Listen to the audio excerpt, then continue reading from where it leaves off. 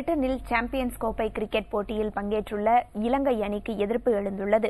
இதை வெளிப்படுத்தும் விதமாக இலங்கை வீரர்கள் பங்கேற்ற போட்டியின் போது பிரிட்டன் கிரிக்கெட் மைதானங்களில் ஈழத் தமிழர்கள் போராட்டத்தில் ஈடுபட்டனர்.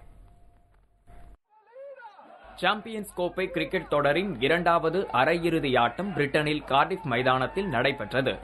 இலங்கை அணி விளையாடிய போது மைதானத்திற்கு அருகே நூற்றுக்கணக்கான ஈழத் தமிழர்கள் ஆர்ப்பாட்டத்தில் ஈடுபட்டனர்.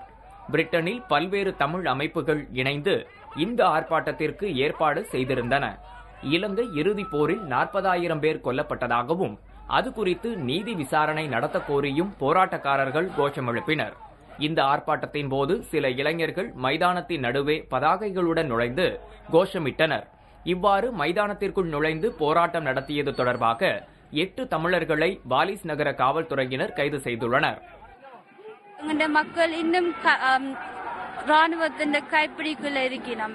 இன்னும் ஆக்கள் காணாம போய் கொண்டிருக்கணும். ஆக்கள் சொந்தக்காரர்களிருந்து எடுபட்டு கொண்டிருக்கணும். ஸோ இது போய்கொண்டிருக்க இயலாது. இதுக்கெல்லாம் ஒரு தீர்வு வேணுமென்றா நாங்கள் ப்ரொடெஸ்ட் செஞ்சு வெளிநாட்டு ஆக்களுக்கு அதுல என்ன பிழை இருக்குது, எப்படி என்ன நடக்குதுன்னு விளங்கப்படுத்தி ஐசிசி இன்டர்நேஷனல் கிரிக்கெட் போர்டை வந்து ஸ்ரீலங்கன் கிரிக்கெட் டீமை பாய்காட் பண்ண சொல்லி தடை பண்ண சொல்லி கேட்டுதான் இங்க போராட்டம் செஞ்சு கொண்டிருக்கிறோம். லண்டன் ஓவல் கிரிக்கெட் மைதான வளாகத்தில் கடந்த 17ஆம் தேதியும் இலங்கை அரசுக்கு எதிராக ஈழத்தமிழர்கள் ஆர்ப்பாட்டம் நடத்தினர்.